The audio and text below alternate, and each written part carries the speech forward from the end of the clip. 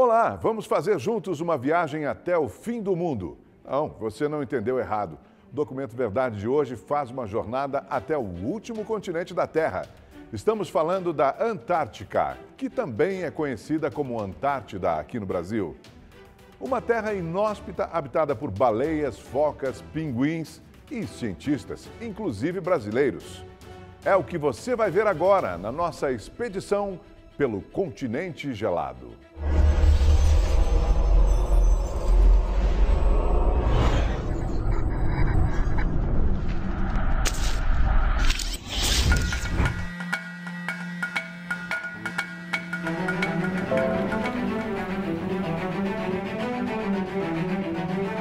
Quantas vezes você já ouviu a expressão "no fim do mundo"? Várias vezes, com certeza. No caso da Antártica, ela é bem oportuna. Não é todo mundo que vai até lá. O continente gelado, bem ao sul do planeta, é para poucos. Razões não faltam para isso. Vão além das temperaturas cortantes.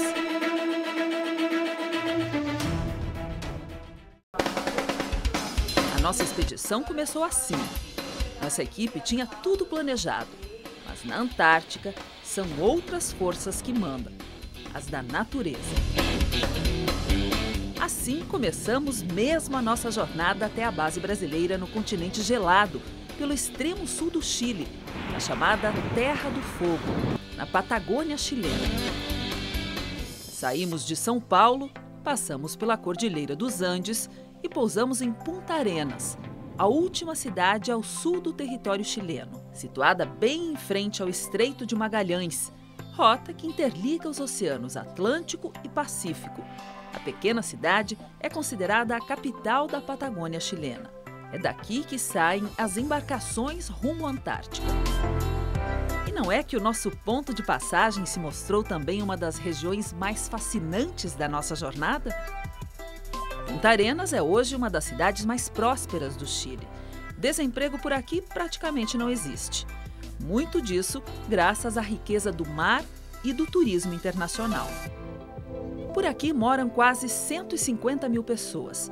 Por ser um ponto importante para as expedições que vão até a Antártica, há muita influência estrangeira por aqui, principalmente dos europeus. A arquitetura é belíssima e inspirada no que se vê por lá.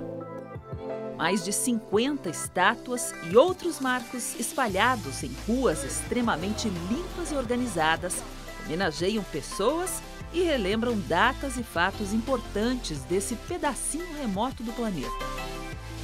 A Praça das Armas é a principal praça daqui. Reúne um conjunto importante de prédios deixados de herança pelos imigrantes que chegaram no Estreito. Boa parte deles são croatas, que formam metade da população de Punta Arenas. Alemães, franceses, ingleses e espanhóis também fazem parte da árvore genealógica de Punta Arenas, que, curiosamente, tem como principal patrono um português, Fernão de Magalhães. O navegador e explorador Fernão de Magalhães tinha uma teoria maluca em pleno século XVI: provar que a Terra era redonda, para desespero dos terraplanistas e dos religiosos da época. Para isso, foi preciso dar a volta ao mundo entre 1519 e 1522. A frota era composta por navios de bandeiras portuguesa e espanhola. Outro destaque é esta estátua aos pés de Fernão de Magalhães. É o índio Aoniquenque. Os Aoniquenques são considerados os primeiros habitantes do sul da Patagônia chilena e argentina. Pode até soar estranho, mas o cemitério municipal de Punta Arenas também é uma das atrações mais visitadas da cidade. Fundado em 1894, está na lista dos mais belos do mundo. Abriga jardins, capelas e mausoléus que podem ser considerados verdadeiros templos. Para quem vem a Punta Arenas, uma das visitas obrigatórias é este cemitério, onde está enterrada Sarah Brown. Mas não só porque virou um monumento nacional, também pela beleza dessas árvores, em formas e tamanhos bem diferentes. Na entrada do cemitério fica o Grande Portal, que foi doado em 1919 por Sarah Brown. A mulher rica e generosa fez grandes obras sociais e doações para a cidade. Conta a lenda que Brown exigiu em seu leito de morte que fosse a única pessoa a atravessar o portão. Atualmente, a entrada do cemitério é pela parte lateral. Punta Arenas é o porto seguro de vários exploradores há séculos. O líder da primeira equipe a invernar no continente gelado em 1897, o belga Adrian de Gerlache, parou aqui. O mesmo fez o britânico Ernest Shackleton, que foi resgatado ao tentar cruzar o continente austral entre 1914 e 1916. Para quem vai à Antártida, a partir deste ponto é só água e gelo.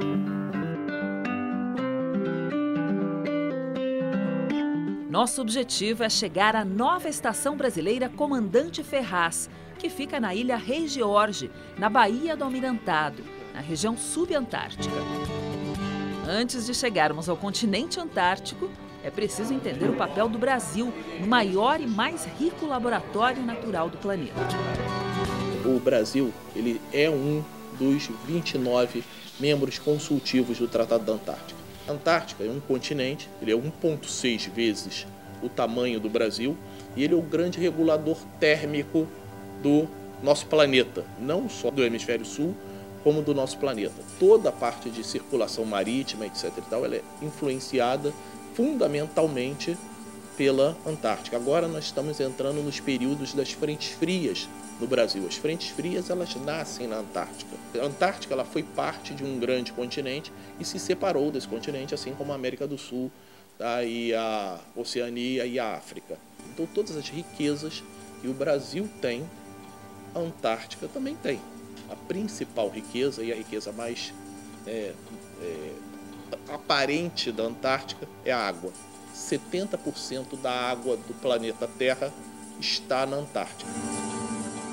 Lição aprendida, vamos ao segundo item essencial da nossa expedição: entender a temperatura. Na Antártica, o clima é congelante. A menor temperatura já vista na Terra foi medida na estação russa Vostok, 89 graus negativos.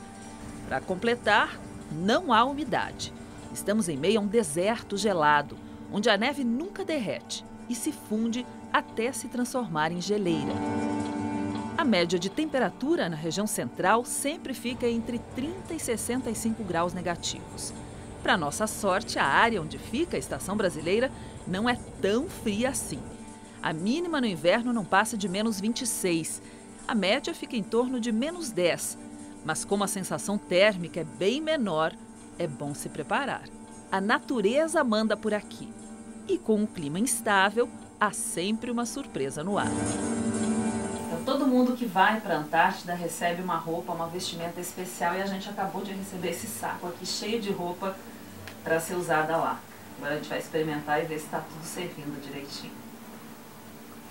Tem macacão,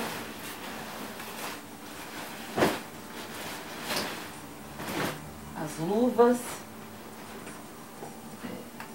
o óculos também para a gente usar lá. O óculos. Mais.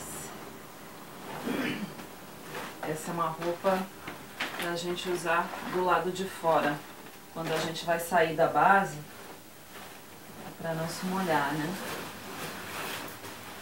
Aqui tem outro macacão também. Que mais? O que é isso? Esse também é uma proteção, a parte de cima aqui da calça. Vamos ver, aqui uma jaqueta do ProAntar, que é o projeto da Marinha na Antártica. E aqui, por último, a gente tem as botas.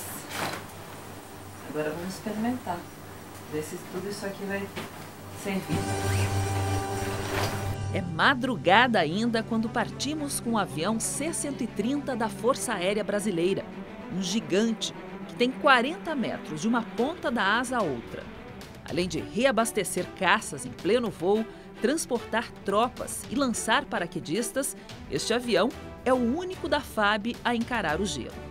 É ele que vai nos levar à ilha Rei George, onde a água do mar já está congelando e as baleias já começaram a migrar à procura de águas mais quentes.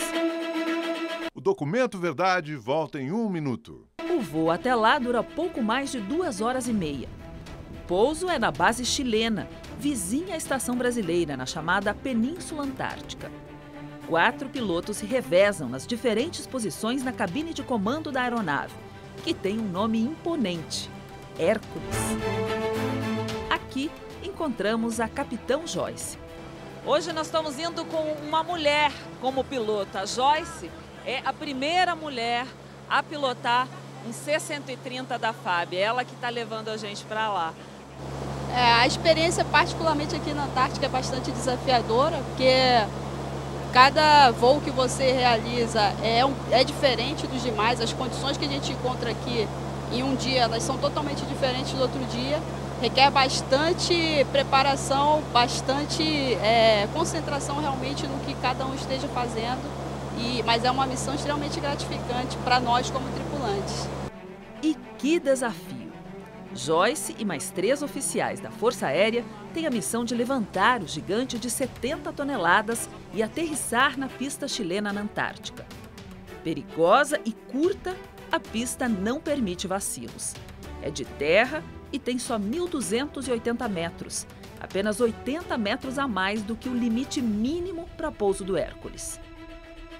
Para você ter uma ideia, essa pista é ainda menor que a do aeroporto Santos Dumont, no Rio, considerada por especialistas uma das mais difíceis do mundo, com 1.323 metros de extensão. A pista na Antártica é de terra, tem 40 metros a menos e com um detalhe importante: 98% do território antártico são cobertos de gelo e neve. E para piorar, num lado da pista tem um abismo e no outro um barranco. Não é todo piloto que consegue se tornar comandante na Antártica. Para entrar nessa pequena lista, tem que passar pelo Conselho Operacional do Esquadrão, encabeçado pelo comandante e pelo subcomandante do voo. O candidato tem que ter no mínimo 700 horas de voo no Hércules e ainda ser instrutor da aeronave. Minha experiência com a aeronave é de cerca de 10 anos. Eu posso passar aos senhores que todos esses tripulantes que os senhores conseguem ver a bordo, eles são instrutores na aeronave, o que garantem uma operação o mais segura possível numa pista que é um pouco mais restrita de se operar. Mesmo com tantas dificuldades, é raro acontecer um acidente. Em novembro de 2014, com a pista ainda coberta de neve, o Hércules teve problemas no pouso. A ponta da asa direita e a hélice de um dos motores tocaram o solo e a aeronave derrapou na pista. Não houve feridos. Em 36 anos de voo para a Antártica, este foi o único acidente. O sonho da sua mãe era que você fosse piloto. E como é isso para você? Ela morreu sem ver essa realização, né? Mas a tua avó também tinha esse sonho. Como é para você estar podendo realizar isso agora? A minha mãe, ela sempre, desde que eu era cadete, ela falava que eu ia ser piloto de 630, né?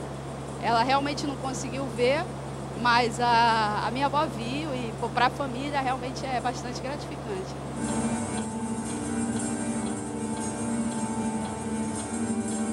Troco de assunto rapidamente. Estamos ansiosos e poderíamos ter problemas, já que às vezes não é possível pousar na pista chilena por causa do mau tempo. Mais um lembrete de que a natureza é quem está no controle por aqui. E hoje, como estão as condições do nosso voo?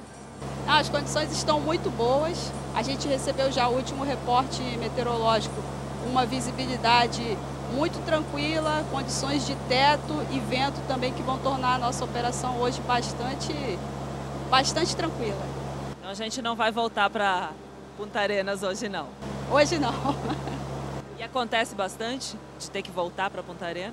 Sim, porque existe uma instabilidade na Antártica da meteorologia que não se encontra em outros locais e que por vezes é muito difícil para o previsor. muito difícil que ele consiga uma previsão exata. Então, às vezes, a gente planeja, pega o prognóstico, conversa com os meteorologistas, só que chega lá, a previsão deles não se concretiza. E aí nós temos normalmente um tempo de espera. Após esse tempo de espera, se as condições não ficarem ideais, nós retornamos. É um pouco frustrante, mas pode acontecer. Não vai ser o caso hoje. E não foi mesmo. O voo foi tranquilo. Após 2h30, desembarcamos na base chilena. Uma pista quase congelada. Do lado de fora do Hércules, temos o primeiro contato com o continente antártico. Logo em seguida, pegamos o bote que vai nos deixar no navio polar Almirante Maximiano, o Tio Max, como é carinhosamente chamado pela tripulação. Uma fortaleza de aço de quase 100 metros de comprimento a serviço da ciência. Uma troca necessária que vai nos deixar cada vez mais perto da costa. Considerado um dos mais avançados da Marinha Brasileira, o Tio Max é um dos navios de pesquisa do Brasil na Antártica, que nos recebe para uma das últimas viagens antes do inverno chegar. A tripulação é composta por quase 100 militares, que estão a bordo do navio há pelo menos 5 meses. O nosso navio ele tem uma função principal de apoiar a pesquisa do Programa Antártico Brasileiro, conhecido como PROANTAR, basicamente realizando pesquisas oceanográficas na área da Península Antártica. Então, nós estamos desde 7 de outubro fora do Brasil, foram 5 fases, estamos agora terminando a 5ª fase. O inverno rigoroso na região impede que os navios da Marinha venham até a Antártica nesta época do ano. Parte do oceano congela, a superfície do continente praticamente dobra de tamanho. Passa de 14 para 24 milhões de quilômetros quadrados, quase 3 vezes o território do Brasil.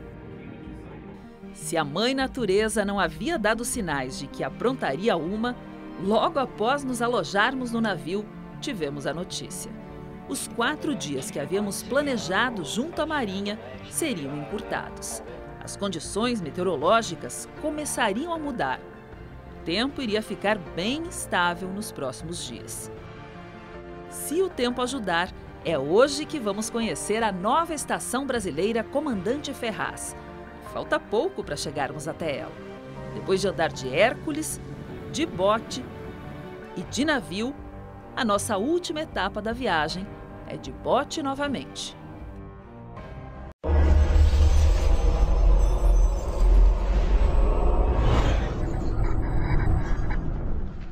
A Antártida como nunca vista antes.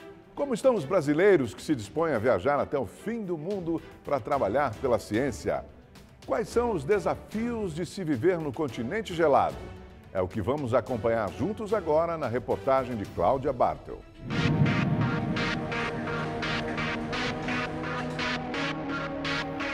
No caminho até a estação Comandante Ferraz, alguns desafios. A água quase congelante, em torno de 2 graus negativos, insiste em balançar o bote. Nele cabem cerca de 10 pessoas. O salva-vidas sempre acompanha a travessia. Caso algo aconteça, é ele quem vai nos salvar. Apesar de estarmos com roupa especial para o frio, todo cuidado é pouco. São necessários apenas 90 segundos dentro d'água para entrar em hipotermia, quando a temperatura central do corpo cai abaixo de 35 graus.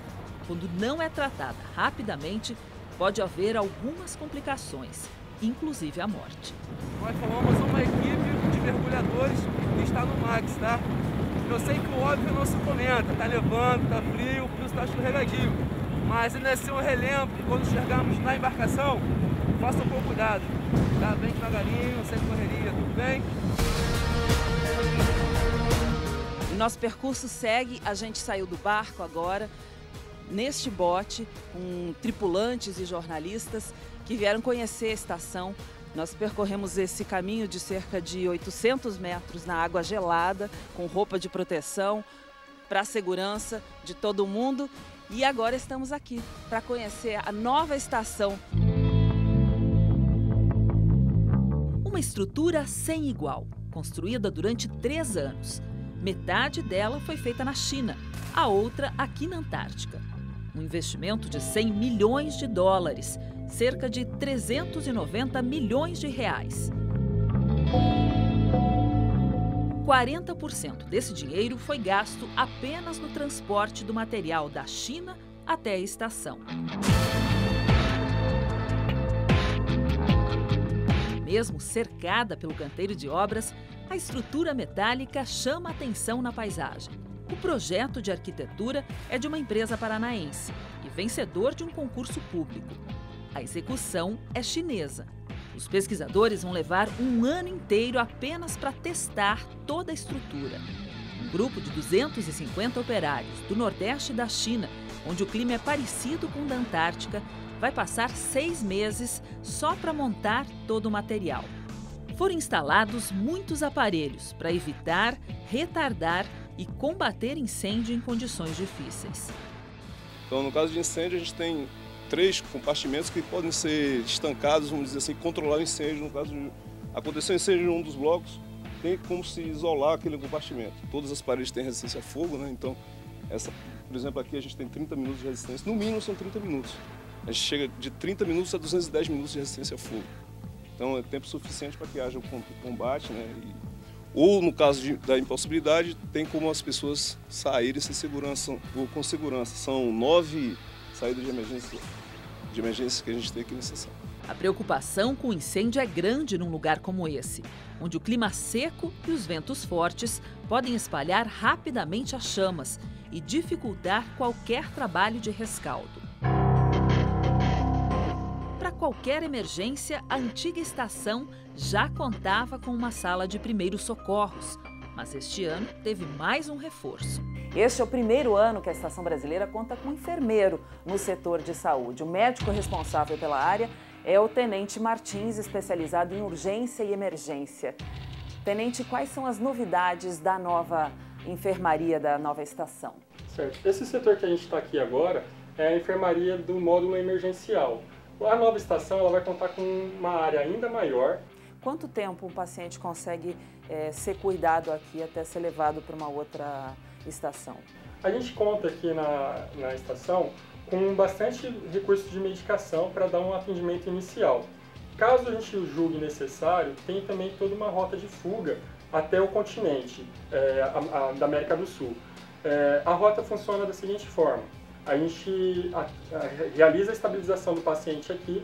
Após a estabilização do paciente, a gente faz contato com o FREI, que é a Estação Antártica Chilena. Aí a Estação Antártica Chilena, a gente leva o paciente até lá, geralmente por helicóptero, e lá conta com um aeroporto, e esse aeroporto tem como levar de avião o paciente da estação chilena até o Chile. Hoje, 7 anos após o incêndio que destruiu a antiga estação, a nova casa está pronta e ganhou muito mais conforto. É composta por 3 blocos, com capacidade para até 64 pessoas. O leste, destinado às pesquisas, serviços e convívio, tem laboratórios, refeitórios, cozinha e setor de saúde. Nesta área aqui, paredes claras, boa iluminação, vão se concentrar os laboratórios da estação para os pesquisadores poderem trabalhar. Aqui são 15 laboratórios. Na área externa, tem mais 2. A estação tem capacidade para 32 pesquisadores. Eles vão entrar com material por esta porta, depois passam por aqui, onde o material todo vai para a triagem. E essa sala aqui vai ser a área de convivência da estação, o refeitório, onde as pessoas se encontram, os visitantes, quem está trabalhando aqui, os pesquisadores. A sala ainda está vazia, mas os móveis estão para ser desempacotados. E olha só, aqui mais uma vez tem essa vista maravilhosa. No bloco oeste ficam a biblioteca e o auditório. Os paióis de mantimento e tanques estão no nível inferior. Na parte superior, os camarotes, como são chamados os quartos da estação. Esse aqui é um dos 32 dormitórios que vão ser utilizados pelos trabalhadores, pesquisadores, visitantes que vierem até a estação.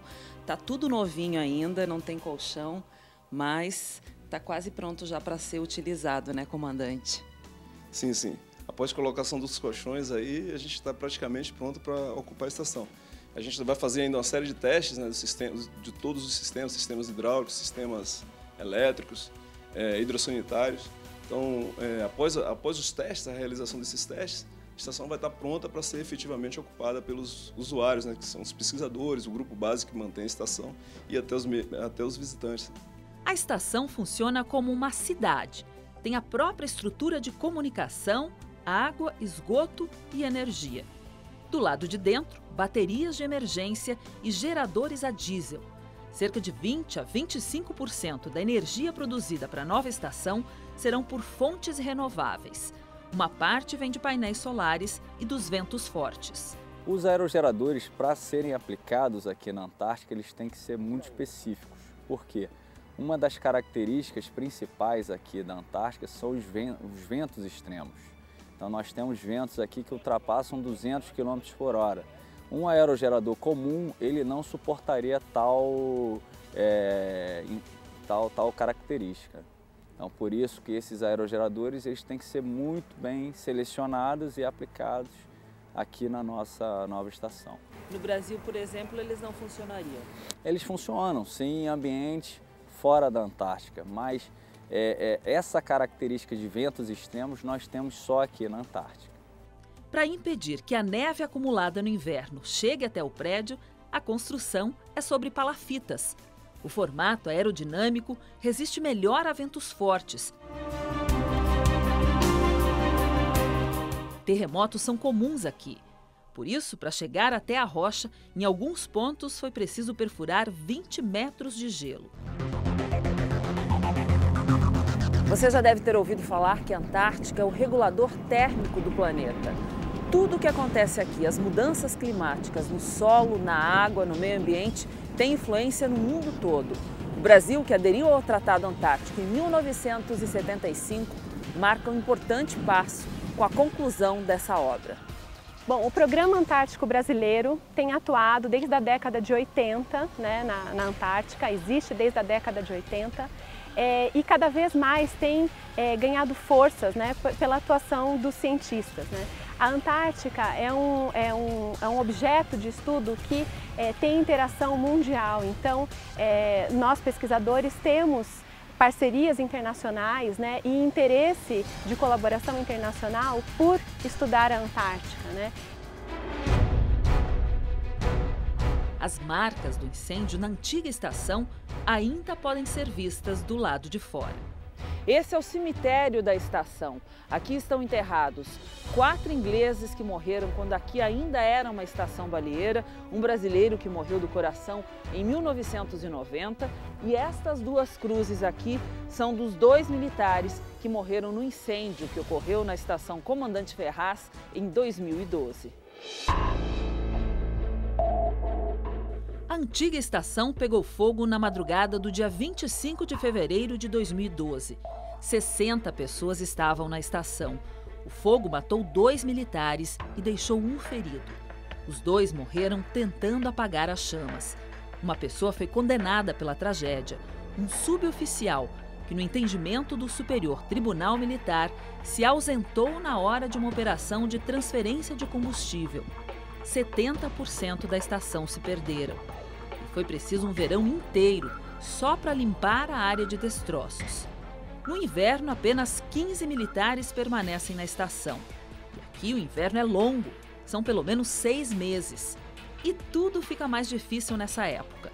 Mesmo assim, todos os que estão aqui são voluntários. Eles se preparam 2 anos antes da vinda com exames médicos, psicológicos e trabalho em grupo. Eu faço parte do grupo base, que são 16 militares, todos nós somos voluntários, então nós conseguimos coordenar com o nosso trabalho e também com a saudade que permanece em nós, nossos familiares. Como que é esse trabalho voluntário?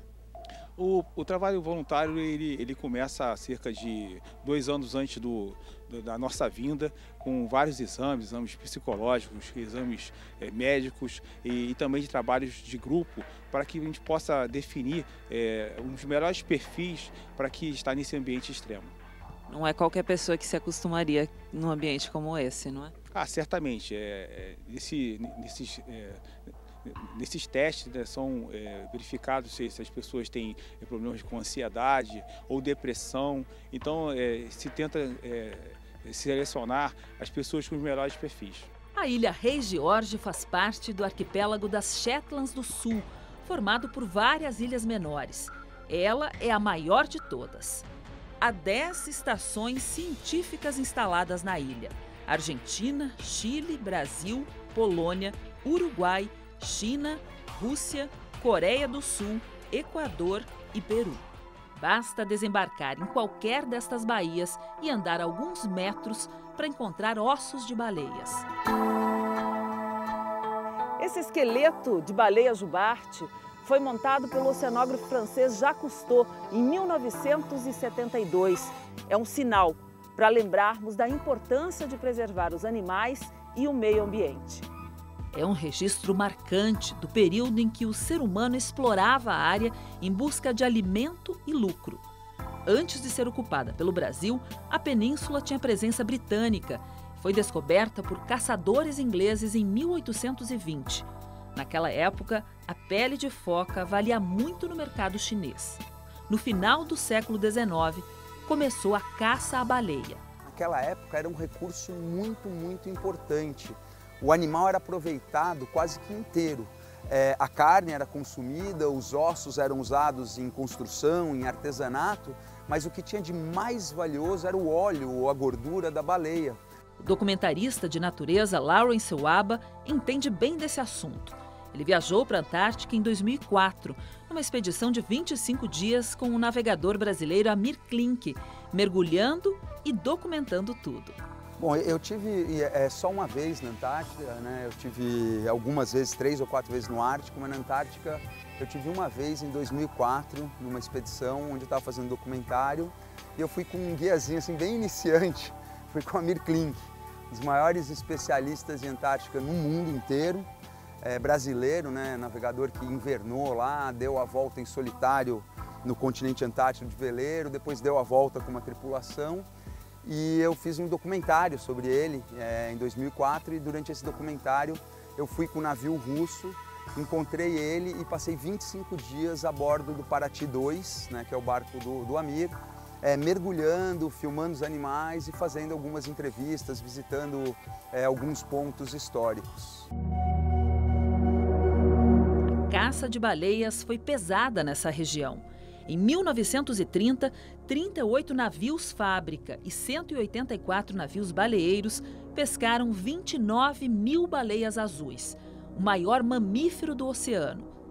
A prática continuou até quase os anos 60, quando, próximo da extinção e pressionados por cientistas e ambientalistas, foi decretada uma espécie de moratória internacional da pesca à baleia. 360 mil baleias azuis foram mortas no século XX. Japão, Islândia e Noruega apoiam a caça a estes animais. Hoje a população mundial dessas baleias é menor do que 20 mil indivíduos. Nós matamos 360 mil no século XX. Então esse papo de que as baleias estão se recuperando é um discurso muito subjetivo, porque elas estão se recuperando em relação a um número que estava absolutamente degradado, os animais estavam quase extintos, e hoje o número é maior. Mas hoje é rica a vida por aqui. Com baleias e pinguins à nossa volta, as montanhas nos protegem do vento e das ondas. A paisagem é de tirar o fôlego e aguçar a imaginação. Mas o ditado por aqui é a natureza quem manda. E ela parece não nos querer por mais tempo. O clima mudou. E é hora de nos despedirmos da estação. Pelo menos por 6 meses no inverno, os 2 navios, o Ari Rongel e o Almirante Maximiano, que servem de apoio às pesquisas, têm que deixar o almirantado sob o risco de ficarem aprisionados por placas de gelo. A superfície do continente praticamente dobra de tamanho, passa de 14 para 24 milhões de quilômetros quadrados, quase 3 vezes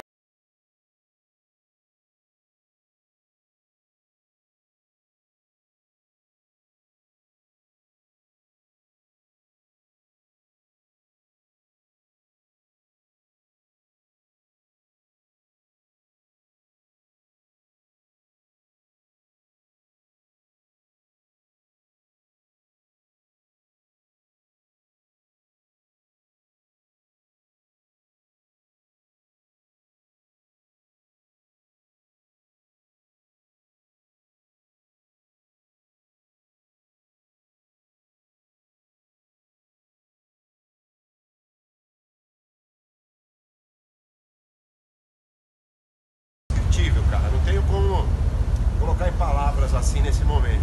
É uma sensação que, para você entender, você tem que estar sentindo tudo o que está acontecendo nesse momento. Muito frio, muito balanço, o navio joga muito, é enjoo, é tontura, é a vista meio embaçada, é um frio terrível, minha mão praticamente congelada, mas a gente tenta suportar para conseguir fazer isso.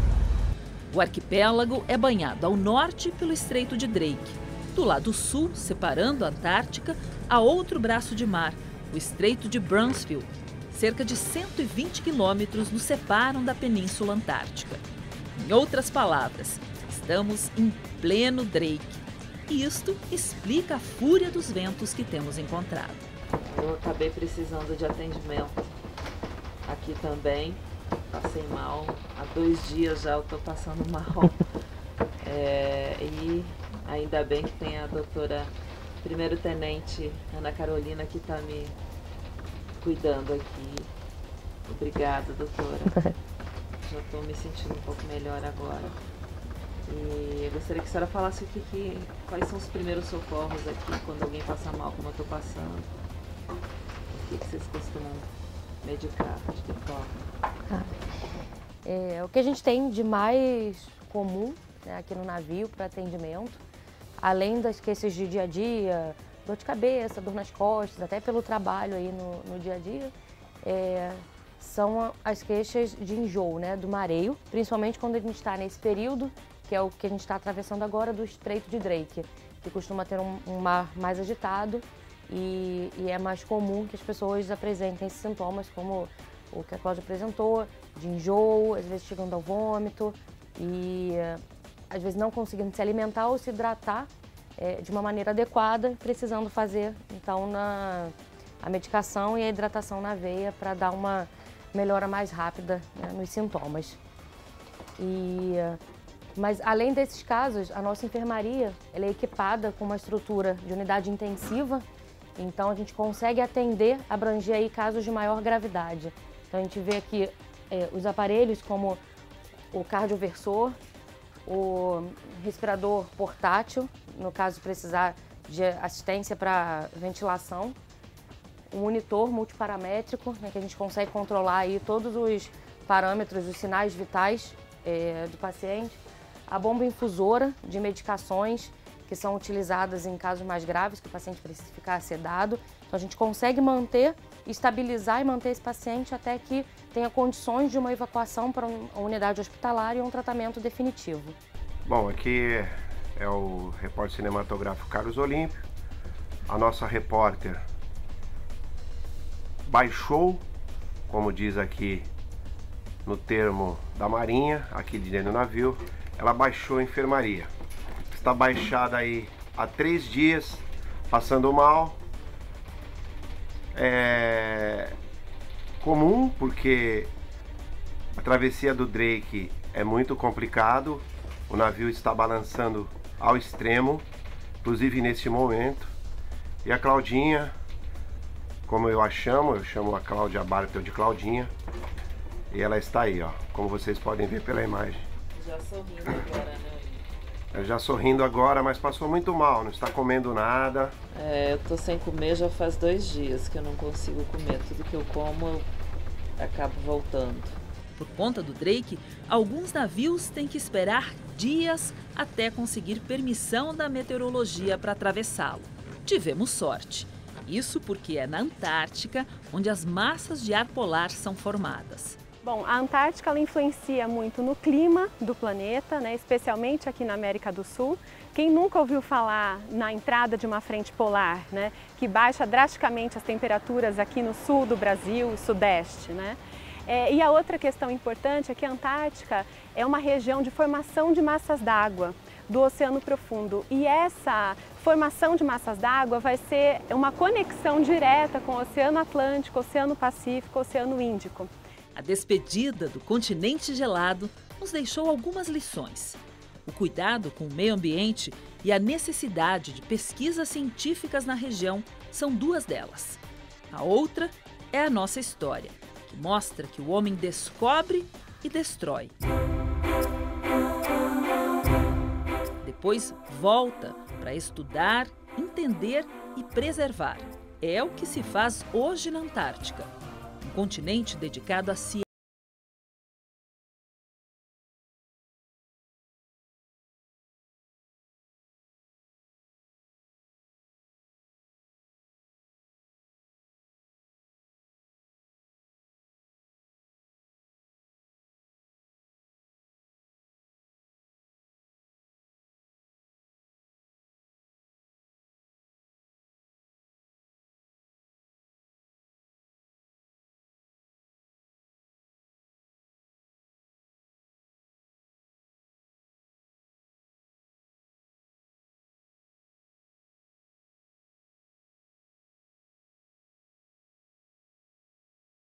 No portal da Rede TV e no YouTube. Até o próximo programa.